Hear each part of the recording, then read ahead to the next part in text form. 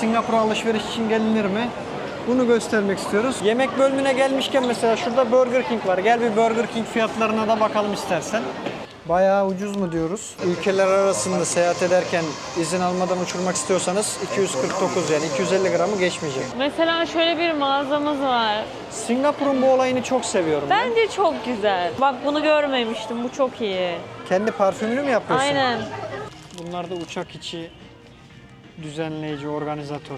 Bir ülkenin fiyat listesini yaparken benim en sevdiğim şey, gel teknolojimize bakalım. Marina Bay Sands olarak geçiyor. Burası Singapur'un en ikonik binası. iPhone X Max Pro 256 GB'da iPhone 17 Pro Max'in. Burada alabileceğin en ucuz şey sanırım noodle. Bölümün konusu pahalı. Bak burada daha pahalı. Şu an bu mağazada gördüğüm en ucuz su şu. Akıllı su. Evet dostlar, biz havalimanımıza geldik. Burada yaşayan birinin günlük yaşamı nasıl, onlardan biraz bahsetmek istiyorum. Ana, bedava gibi gözüküyor böyle. 3,5 milyar. İçeride niye drone uçuruyorlar? Ana, yanlışlıkla mı uçurdular? Benim yeni best markama geldik. Herkese yeni bir bölümden. Merhabalar. Bu bölümde sizlerle birlikte dünyanın en pahalı ülkelerinden biri olan Singapur'dayız. bugün sizlerle biraz daha böyle Singapur'a alışveriş için gelinir mi? Bunu göstermek istiyoruz. Bulunduğumuz tarih itibariyle de bir Amerikan doları 1,29 Singapur dolarına eşit. Şimdi bir Dağcılık üstüne böyle ürünlerin olduğu bir mağazaya geldik dostlar. her şeyden var azar azar. Aynen, tek bir marka değil ama Aynen, hep Patagonya. böyle meşhur markaların olduğu ürünler Marka da var. çok güzel ya. Ne kadarmış? Patagonya normalde pahalı. 460. 469 Singapur doları. 12 bin lira verilir mi buna? Hong Kong'da mesela ne kadardı bu? Hong Kong'da o kadar yoktu. Değil, burada daha yani pahalı. 8-9 bin bile yoktu Hong Kong'da sanki. Kaç bin TL o? 200. Bu çok güzelmiş. O da North Face mi? Bunu taşımazsın ya. 30. Ucuz değil ki 30. Naturicon. Bak bakayım, tatlı oldu he. Ama bu ne ya? Asker şeyi. Ama fiyatı ucuzmuş, şaşırdım. Ben bir ara Beklemiyordum. deli gibi böyle bozuk para koyabileceğim bir çanta arıyordum. Buldum. 40 Singapur doları. Aynen. Nerede güzel. Hoşuma gidiyor. Ne kadarmış? 60 Singapur doları. Bu mesela. Oha, kalitesi çok iyi. 60 Singapur doları. North Face'in montundan çok istiyorum. Ben denediğimi hatırlıyor musun? Evet, çok Ama iyiydi. ondan Fiyatına yok bakmadın burada. karım. 639. Türkiye ile kafa kafaya Şaka mı gidiyor bu? şu anda? Bunlar kafayı yemişler ya. Çok Singapur güzel. bu kadar pahalı mıydı gerçekten ya? Çok güzel değil mi? Kaç Fiyatları milyon- görünce tüm güzelliği bir anda Kaç kayboluyor. milyon dolardır? Kaç? 80. Kaç? 80. 80. Çok tatlı Çok değil kötü mi? ya. Hayır Ama ya. tatlı. Hayır. Çinler var. Mesela Çinler Hong Kong'da ne kadardı? 5-6 bin TL falandı. Burada ne kadar? 249 Singapur doları. Size bir şey diyeyim mi? Bilmiyorum bu mağazadan mı kaynaklı ama burada fiyatlar çok çok pahalı. North Çok Face'in güzel bir klasik şapka ayakkabısı buldum. 359 Singapur doları. Çok güzel. Lütfen ucuz. Bence fiyatlar çok pahalı. Gel başka mağazaya bakalım. Burada her şey çok pahalı geldi. Çok güzelmiş. Bir bakar mısın şunun güzelliğine? Ne kadar? Gerçekten çok güzel bu. Ne kadar? 80. Çok güzel değil mi? 80-60-80 şapkam var. Ve çok hafif. Hafif de o fiyata da ben ağırına da razıyım. Aa, çok tatlı oldu. Bu arkasıydı ama olsun. Aşkım ya. Ben Fiyatlar çok şaka mı ya? beğendim. Şaka mı ya? Mesela bu şu an alırsan 95 Singapur dolar diyor. Normalde 119'muş. Tuvalet terliği. Elletene mi? Tuvalet terliği bile 100 Singapur doları. Ama yumuşak. Haydi gidelim. Çıkalım. Çok güzel. Bu ayakkabılar çok tatlı. Benim çok, hoşuma tatlı gidiyor. ya. Evde giymek için alırdım ben. 119 Singapur dolarına daha iyi Ucuz olsa opsiyonlar var. alırdım. Fiyatları biraz fazla fuhuşturucu buldum. Acayip hem de. İlerleyen mağazalarda bakalım fiyatlar ne olacak. 35 Singapur dolarına kilit sanırım bunlar. Çok güzel değil mi ama? Yani anahtarlık anahtar takıyorsun, anahtarlık. Bu arada normalin dışında çok çeşitli farklı mağazalar var. Ne kadar güzeller. Vesile'nin Tam sorunu şu. hediye almalık şey. 10.90 Singapur'a da bunu almam ben mesela. Vesile'nin sorunu fiyat incelemiyor. Görsele bakıyor, güzel diyor. Sonra fiyata geçince ha O kadar pahalıymış güzel oluyor. ürünler var ki. Bak mesela Hiçbir yerde kullanılmayacak bir ürün niye? senin için. Santimi var. Şişe açıyorum buradan. Buradan anahtar sıkıyorsun herhalde. Şuradan anahtarlığın var. Buradan şey yapıyorsun. Şöyle geçiriyorsun. Aynen. Çıt çıt çıt Çok sıkıyorsun. güzel. Şu da telefon için 42 Singapur doları. Ürünler yaratıcı Çok güzel. Ben böyle mağazalara bayılıyorum. ama Bence fiyat konusuna geldiğinde sınıfta kalıyor. Şuna bak. 100 Singapur doları. Ne yapıyorsun bunun masanda sergilemek için mi bu? Olmasa da olur ürünler var ama çok yaratıcı ürünler de var. Bence güzel bir mağazaydı. Şurada da hazır yemek bölümüne gelmişken mesela şurada Burger King var. Gel bir Burger King fiyatlarına da bakalım istersen. Klasik Whopper menüsüne bakalım direkt. 9.5'a. Bu arada iyiymiş. 9.5'a Whopper artı şu set. Kampanya yapmışlar. Şurada menüler var bak. Sadece burger alırsan 8.75, menü alırsan 10.25 diyor. Fiyatları böyle görüyorsunuz. Buradan kendiniz de kıyaslayabilirsiniz dostlar. McDonald's daha mantıklı kalıyor gibi. Evet, daha doyurucu bence. McDonald's'ta şu anda Big Mac menüsü aldığında büyük boy patates ve orta boy içecekle birlikte 10.80 Singapur doları yapıyor. Mesela şöyle bir mağazamız var. Singapur'un bu olayını çok seviyorum ben. Bence çok güzel. Ürünleri hem güzel satış yapıyorlar. Buradan kendin seçip böyle bir sanat atölyesi, workshop gibi Ay çok Mesela güzel bunlar yapıyorsun. bitmiş ürünler. Şuradan istediklerinizi seçebiliyorsunuz. Onun haricinde... Bunu bir de her yerde görebiliyorsun. Hani sadece buraya Aynen. özgü değil. Biz en merkezi noktalarında da gördük, en dışarı noktalarında da gördük. Sanırım alışveriş parfüm merkezleri. yapma. Bak bunu görmemiştim. Bu çok iyi. Kendi parfümünü mü yapıyorsun? Aynen. Çok iyiymiş bu. Kahve de Fiyatlar- koymuşlar. Kahve koymalarının sebebini biliyor musun? Tazeliyor. Evet. Burun reseptörlerini sıfırlıyor. Fiyat yazmamışlar da EDP parfümü. Yani bir tık daha çok kalıcı. güzel. Mesela bunlar da bitmiş hali sanırım. Bunları şey yapıyorsun, şunu alıyorsun, kendin boyuyorsun, içine dolduruyorsun falan. Aynen. Mesela şu Böyle ürünlerin Kendin buna yaratıcı yapılmış. böyle bu tarz şeylerle doldurabiliyorsun. Ama fiyatları nasıl? Ben fiyatları merak ediyorum. Burada da hani şöyle bir şey yaptığında muhtemelen şu alttaki kalıba göre fiyat veriyorlar mesela. Küçük boyu 55 Singapur dolarıymış. Büyük boy mu? 75 Singapur doları mı? Bence çok güzel duruyor. Aktivitesel olarak güzel bir aktivite. Bu arada bayağı çeşitlilik var. Ay her şey o kadar güzel ki tam çocuk olmalık zaman. Buranın para birimiyle düşündüğünde pahalı kalmıyor ama Türk parasına çevirdiğinde biraz dudak uçuklatıyor Şuradan tabii fiyatlar. ürünleri seçiliyor. Kılıflar, telefon ne isterseniz. Ya belki de ürün alıyorsun, dekorasyon ürünlerine ayrı para ödüyorsun. Yani Muhtemelen ya. Evet. normal kılıf aldığında mesela kılıfı diyor ki sana 5 Singapur dolarına satıyorum diyor. Bence ucuz şeyler. Sonra bunlar. üstüne aldığın Buraya göre. dekoratif ürünlere göre ekstra fiyat biçiyorlar. Burada da Çok kendi güzel. robotunu üretiyorsun. Tam erkeklere bunlar. Çocuklar ne yapıyor? Bak fiyat muhtemelen bu. Buradaki dişli başına mı fiyat acaba? Bu 9 Singapur doları. Şu da 20 sanırım yazıyor. Burada da el becerilerini geliştiriyorlar, kırıyorlar. Yaptıklarını bence parçalıyorlar. Biraz Bak. önce hamur yapmış. Direkt hepsini parçalıyorlar. Parçalama adı altında bence. Size dediğimiz tablo falan da bu şekilde. Ya ürün bilmiyorum koydukları ürünler de çok güzel ha. Buradan istediğiniz boyayı alıyorsunuz. Küçükken Burada buraya gördüğünüz gelmeliydim. her şeyin üstüne bir şeyler işleyip bambaşka şeylere dönüştürüyorsunuz. Şeyli şeyler ayrı yazılır. Buradan da Türkçe öğretmenime selam olsun. Şeyli şeyler ne demek? Yazım kurallarıyla şey kelimesi hep ayrı yazılıyor. O yüzden bize şey demişti. Şeyli şeyler ayrı yazılır demişti. Aklıma geldi. Müthiş. Hadi gidelim.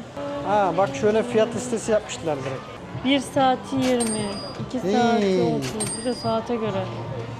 Sonrasındaki her eklediğin 30 dakikaya 2 saatten sonra 4 Ürünler Singapur doları. sanırım ücretsiz. Birazcık da zaman gibi sanki. Bilmiyorum.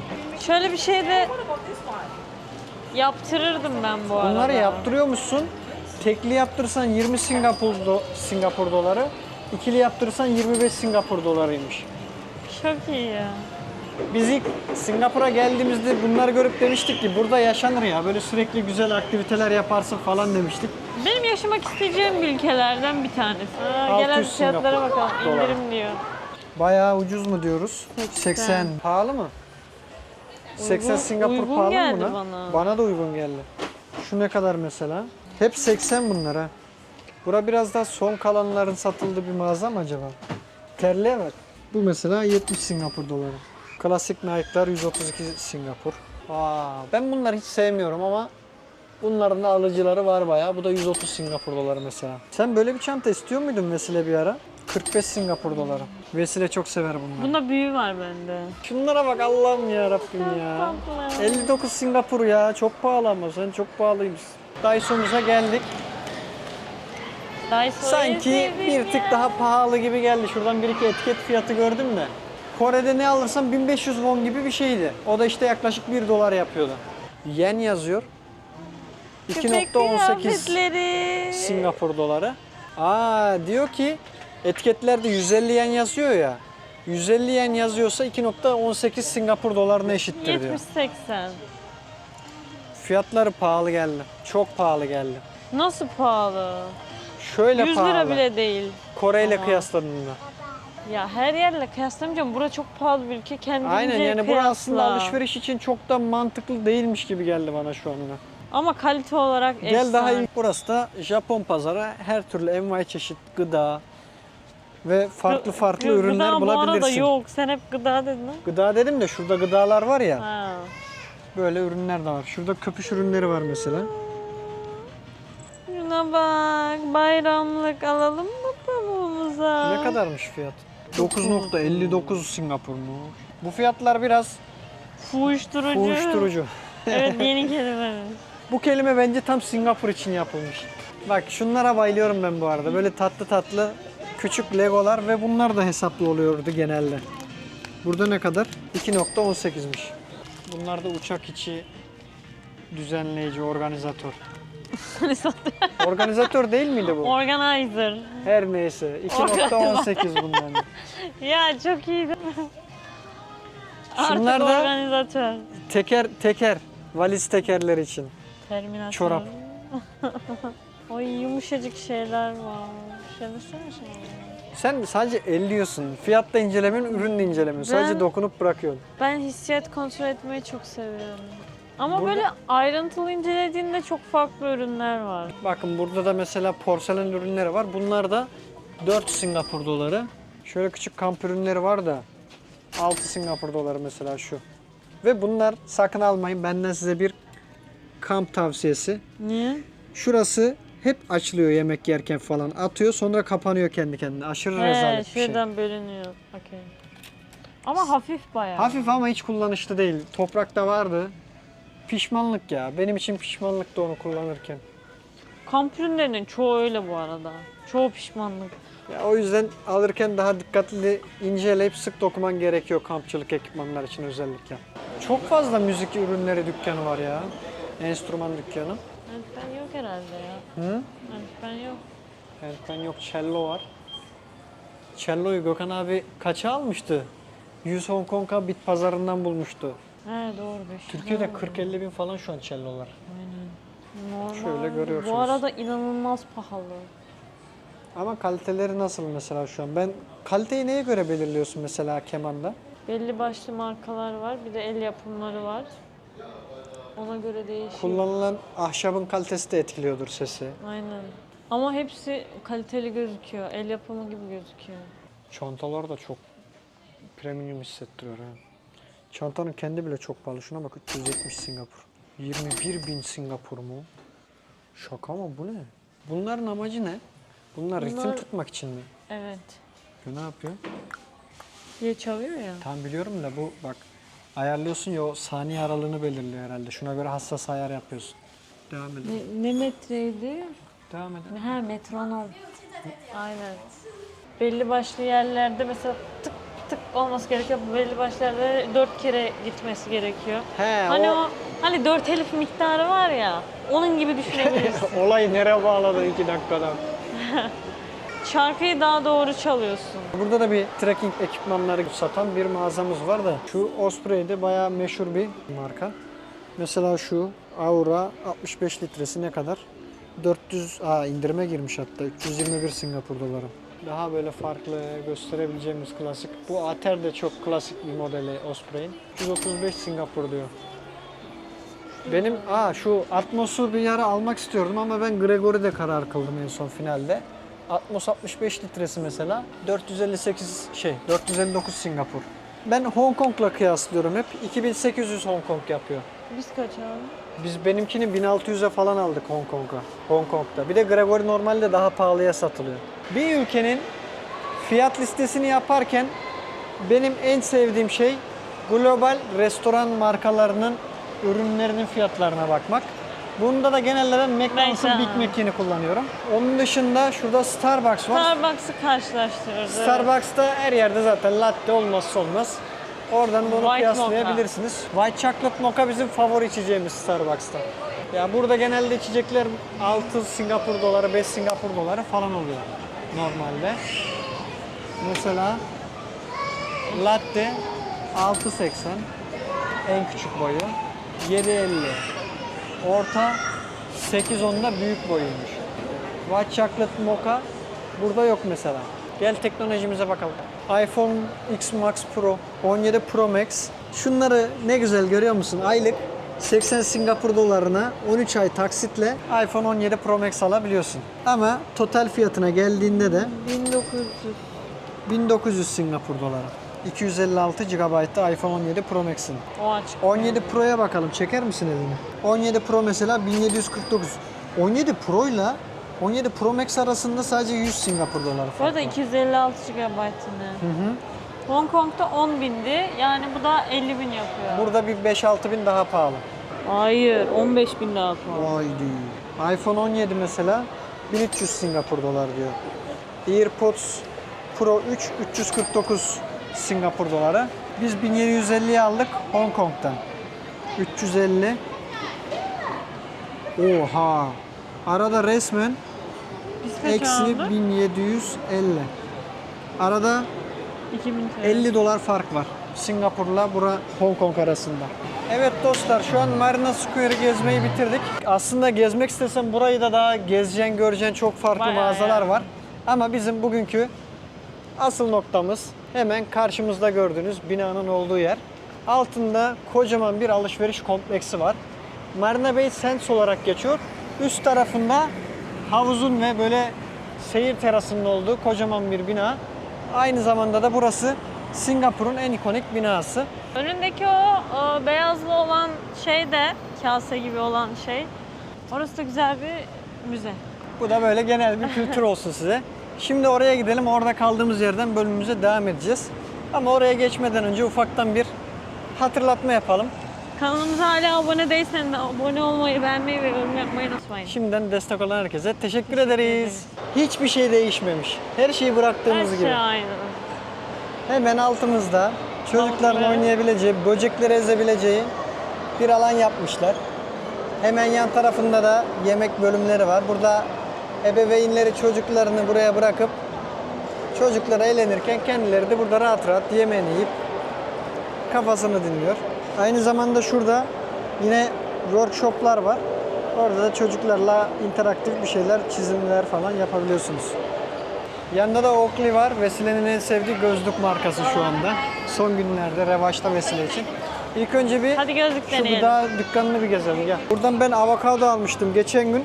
Ben aldığımda 7,5'tu 8,5'a çıkarmışlar iki tanesini. Fiyatı çok buranın da. Hızlı değişiyor fiyatlar.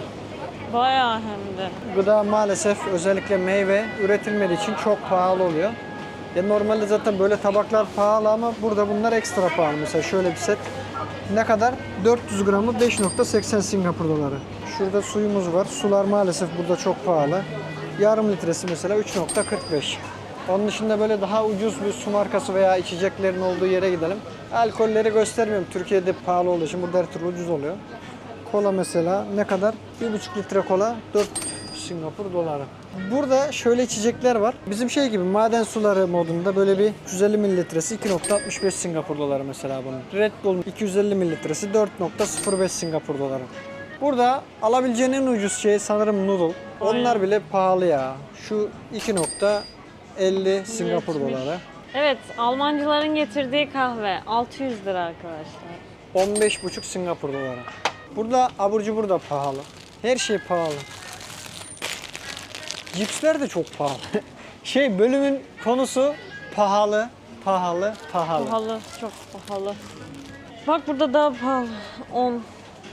Burada daha pahalı. Lotus bisküvili çikolata 10.15. Bizim best ama ulaşamadığımız aşkımız 32 Singapur doları. İçinde 15 tane falan çıkıyor bunun ama böyle bir lezzet 19 yok tane ya. çıkıyor. Kaç? 19. Bunu Hong Kong'da müzik 18, yaparken 18. bize bir ara hediye etmişlerdi. Ben bilmiyordum. O gün bugündür Abi, aşık oldum bu ben çikolataya. bu çikolata yüzünden küçükken hastanelik olmuştum. Yemekten. Allah'ım böyle zenginlikler nasip etsin. Almancı bizim bir akraba var, ona gitmiştik.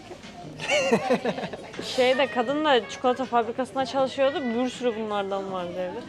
Ben de o deli dehşet yemiştim. Şu çikolataların hikayesini biliyor musun? Anlat, devam ediyoruz oradan.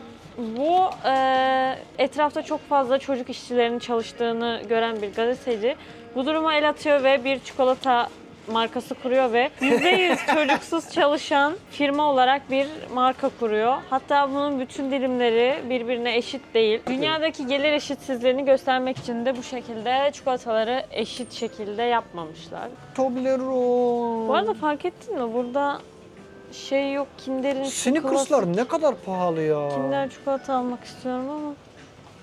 Al Kinder. Ay klasik Bueno var. klasik. Bu mesela 2.9. Bakın burada farklı sular da var. Böyle en ucuz suyu bulalım bir. Şu an bu mağazada gördüğüm en ucuz su şu. Akıllı su ve 4 Singapur doları. Fiji su ucuz kalıyor burada. Normalde Fiji su böyle lüks bir su markası ve çok pahalı satılıyor ama burada 6.5 neredeyse kafa kafaya diğer sularla. Burada mesela bu süt ne kadar? Kremalı bu. Normal süt de değil böyle. Çok kötü bir tadı var. Şuydu Ben hiç sanırım sevmiyorum. normal. 3.60. Şurada da sigaralar satılıyor ama burada sigaralarda da 21 yaş sınırı var. Eğer 21 yaşının altındaysanız Singapur'da sigara almanız yasak. Bu konuda da katılar diğer konularda oldukları gibi. Gel şuradan devam edelim. Sen Oakley'e girecektin. Ya çok güzeller. Bu gözlükler de çok pahalı ama güzel tasarım, farklı tasarımlar var. 200 Singapur doları. Ama kalite olarak nasıl bilmiyorum. Ablan Star bebeğim. Çok güzel. Değil Ne mi? ka? Evet, kaç milyon dolar? Yazmıyor onda. Sıfır bedava. Sudan biraz daha pahalı. Oha, Batman gözlüğün gözlüğü. kendisi böyleymiş. Verir misin onu? 421. Tutar mısın onu? Olmadı bu arada. Tatlı oldu, ben sevdim Hayır, yani. olmadı. Aa bak, şu alınabilecek bir gözlük. Hem şık. Kaç? 296. Bu ucuzmuş. Kendimi Robin gibi hissettim Batman'deki. Olmadı. Bu ne kadar? 276. En ucuzu bu fiyatlardan. Ya Ray-Ban'la kafa kafaya gidiyor aslına bakarsan. Şunlar bana çok garip geliyor ya. Kendimi Arif ve 216'daki robot Dur gibi bekle, oldum. ben de şunu takayım. Görsel nasıl gözüküyor? Bana Kendime bak. bakmak istiyorum. Ben bayıldım buna he. Cidden bayıldım. Ama şuraları gözüne çarpıyor. Çarpmaktan ziyade çok ağır hissettiriyor. Grafik olarak fena, ben... 522 dolarmış. Burada Ray-Ban'ın da mağazası var. Ray-Ban'da da gözlükler ucuzmuş. Yani 186 aslında. Oakley ile kıyaslandığında bir tık pahalı kalıyor sanki Oakley. Pahalı be. Ya ben şunları, Havalı ve de çok pahalı. şu tarzları seviyorum ama bunun altı çok kötü. Yok ya, çok Rezalet. sekreterimsi gösteriyor böyle. Haydi gidelim.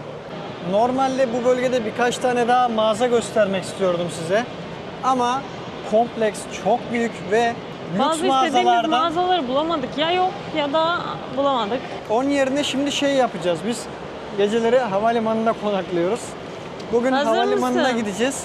Efendim, Evet, 10 kilometre yürümüşüz. 13 bin adım. burada havalimanıyla şeydeki fiyatlar aynı.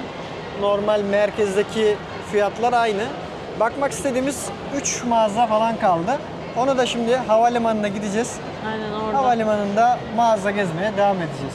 Evet dostlar, biz havalimanımıza geldik. Şurada şimdi çantalarımızı yukarıda bir kafenin önüne koyacağız. Ardından da gezmeye başlayacağız. Ücretler hakkında da konuşacak olursak da mesela burada yaşayan birinin günlük yaşamı nasıl, onlardan biraz bahsetmek istiyorum. Burada bir evde kalmak istediğinizde 1+1 kendi başıma bir evde yaşayacağım dersen 3000 Singapur doları. Onun dışında toplu taşıma kullanmak burada mecburi gibi bir şey. Çok zengin olman gerekiyor araba almak için. Çünkü Singapur'da araba aldığında şöyle arabayı almıyorsun. Lisans alıyorsun ve bu lisans 10 yıl geçerli oluyor. 10 yılın sonunda ya arabayı yeniden büyük meblağlar ödeyerek lisansını yenileyip kullanıma açıyorsun ya da hurdaya çıkarıyorsun. Ki çoğu da hurdaya çıkarıyor. Çünkü ikinci kez gittiğinde ilk ödediğinin de üstünde fiyatlar ödüyorsun. Burada arabaları genelde mesela 10 yıllık lisans alıyorlar. Lisansına göre yıllık değer kaybediyor araba zaten. Bunun da devlet yönetiminde yapılıyor. Çünkü devlet yüz ölçümü olarak da küçük olduğu için çok fazla arabada istemiyor. O yüzden de zaten toplu taşıma aslında bu kadar gelişmiş durumda. Çoğu bu arada asgari ücretle çalışmıyor. Onun da bilgisini vereyim. Çünkü ülke cidden çok varlıklı ve herkes de gayet de refah seviyesi yüksek yaşıyor. Her ne kadar böyle abartılı rakamlar söylesem de. Allah'ım karıma ölmeden dünya gözüyle bir Crocs almayı nasip et ya Rabbim. O kadar da ucuz ki. Bir sürü yeni Değil farklı mi? modeller Güzel gelmiş. modeller he. gelmişti. Önü ne öyle? Önüne öyle diyor da kendi ayağında gidiyor onlar. Bunlar 99 Singapur doları. Bak geçen bir kızda şunu gördüm. O ne ya? Babet şey gibi, çorap gibi. Merak ettim. Gerçekten rahat mı? 70 Singapur doları. Ayağa bir kalkar mısın? Kalkarım. Dal karkar, kartal kalkar. Çok kötü Çok ya. büyük oldu. Ama bu arada ben alırdım. Türkiye'de bu modeller var mı bilmiyorum ama yurt dışına çıktığımızda çok farklı modeller var. Her ülkenin böyle kendine has farklı modelleri oluyor. Çoğu markada. Türkiye'de mesela şunlardan çoğunluk Ve daha bunlar çok. bence en dandirikten gözükenlerinden birisi. Daha güzel modelleri var çünkü. Ha burada bak Dün fiyatlar tam var. gösterirken laf etmişlerdi. İndirime Kim laf ana etti? bedava gibi gözüküyor böyle. 90 ana 3,5 milyar. Şu an ekstra mı indirimli? Aa, Şuradan tüm fiyatlı indirim yapmışlar. indirim mi var? İçeride niye drone uçuruyorlar? Ana yanlışlıkla mı uçurdular? Çok korktum. Abi ya. Şuradan da şöyle göstereyim dostlar. Paketi 700. Boş Bu arada paketi abi 569. drone'a şeyi bağlamış. O yüzden öyle oldu. He 360 kamera bağlamış. Aynen. Baksana yeni şey. DJI de girmiş robot süpürgeye. DJI Romo. 1579 diyor. En prosu. Orta paketi 1419. Düşük paketi de 1169. Yeni bir sürü model çıkardı burada var ya. En dolu Avata drone'un fiyatı 1119. Şuna bakar mısın? Bunlar profesyonel kamera ya. Mavic 4 Pro. Ne kadar? 4419'muş. Ağırlığı çok fazla ama. Tabii ki bunları normal uçakta izinsiz uçuramıyorsunuz gittiğiniz ülkeye. Eğer ülkeler arasında seyahat ederken izin almadan uçurmak istiyorsanız 249 yani 250 gramı geçmeyecek. Onun için de şu küçükleri almanız gerekiyor. Şuradan genel fiyatları görebilirsiniz dostlar. Tek tek söylemeyeyim. Oradan merak ettiniz. Biraz önce ekranda da gösterdik zaten. Bakabilirsiniz. Başta da söylemiştik ama bir kere daha söyleyelim. 1 Amerikan doları da 1,28 Singapur doları. Haydi devam edelim. Yanında da Xiaomi var. Şu an Android telefon veya normal teknolojik cihazlarda hiçbir şeyi takip etmiyorum. Buradan hangisi en iyisi, hangisi en kötüsü bilmiyorum da şuradan en pahalısı şu an bu Redmi Note 15 Pro. O da 600 Singapur doları. Şurada daha proları vardır muhtemelen. Burada 15T Pro diyor mesela. Bu da normalde 899 Singapur dolarıymış da şu an burada indirime girmiş. 849 diyor. Ana 18 Singapur doları bu arada. Alacağız mı? Ben alacağım da buradan mı alalım, Malezya'dan mı alalım? Bak içi nasıl oldu. Senden mi geldi bunlar? Evet, ben demin tegemine yapıyorum. Güzelmiş, kaliteliymiş ama. Malezya'da daha ucuzsa da pahalıysa da Malezya'dan alalım ya. Yan tarafta da Birkenstock var. Vesile bu hayatta şu an istediği iki şey var ayakkabı olarak. Bir, herkese yayıyorsun bir ki? Birkenstock Çok buradan ulaşılabilecek Tamam. şeyler bunlar aslında ama her zaman bir pahalı geliyor, vazgeçiyorum buradan sürekli. yetkililere duyurulur. Belki biri sana gizlice hediye almak ister falan. O yüzden duyuruyorum sürekli. Allah he. Millet Belli kendine olmaz. almaz Allah'tan ya. Allah'tan ümit kesilmez. Ha, ama şöyle bir bize sponsor olmak isterler, orası ayrı. Birkenstock duyurulur. Buradan milyonluk büyük dev markalarla Ya herkes işbirliğine bize açığız. bazen çok şey yapıyor hani siz marka mı aldınız da bunu yapıyorsunuz falan. Keşke alsak yani. Çoğu şeyin hani tanıtımını marka almadan yapıyoruz aslında. İleride bir gün sponsorluğu da yaparız umarım. Bilmeyenler için söylüyorum. Alt tarafı mantardan yapılıyor. Bunu Doğal giydikçe yapıda bir şey, aynen. Girdikçe sizin ayağınıza göre daha çok şekilleniyor ve daha konforlu bir hale geliyor. Hepsinden birer tane paket yaptır ya. Eve gidiyoruz zaten. en güzel modellerden birisi bu bence. Klasik model zaten o. Çok güzel. Neyse ya aman. Hadi çıkalım. Böyle izliyoruz, arada geliyoruz, giriyoruz, sonra çıkıyoruz. Evet, bugünkü son ve benim yeni best markama geldik. Yeni de değil aslında, hep seviyorduk biz. Şu an üstümüzdeki her şey Bundan sonra evet. Uniqlo. Uniqlo. Türkiye'de maalesef yok ama bence kesinlikle olması gereken bir marka dostlar. Araştırdım ben açılacak mı falan diye, hiç öyle bir plan yok yazıyordu. Çok üzüldüm. Ürün kalitesi de çok güzel, fiyatlar da çok güzel. Asya'daki her ülkede var neredeyse zaten. Ya mesela klasik bir Lacoste tişört burada 19.90. Türkiye ile kıyasladığında muhtemelen bunlar da ucuz kalıyordur diye düşünüyorum ben. Yani aynen. Türkiye'de orası şu an bir öyle. kotun bilmiyorum minimum 1,5-2 falandır o kaliteliler. Seninkilerin farklı renkleri ve şeyleri çıkmış sanki. Aynısı değil ama bu. Mesela bak şurada klasik kot pantolonlar var. Bunlar 60. Bu bayanmış çünkü. Evet bunlar bayan. Bu değil benimki. Şu. Aynen bu. Burada ne kadar? 15. 90, Bak aşağı 15. yuvarlıyorsun da arada 10 kuruş var. Yukarıya Aynen. daha yakın aslında. Evet. Vesile bir şey alırken aşağıya, satarken yukarıya yuvarlıyor. Benim mesela bu üstümdeki tişört yaklaşık 250 TL. Burada aynı tişörtün normal fiyatı 9.90'mış. 7.90'a düşmüş ki yine pahalı. İndirimli fiyatı bile daha pahalı. Evet dostlar, Aynen. durum bu şekilde. Artık her şeyi böyle azar azar gösterdik ve bu bölümümüzün de burada sonuna geldik. Bizi izlediğiniz için çok teşekkür ederiz. Bir sonraki bölümde görüşürüz.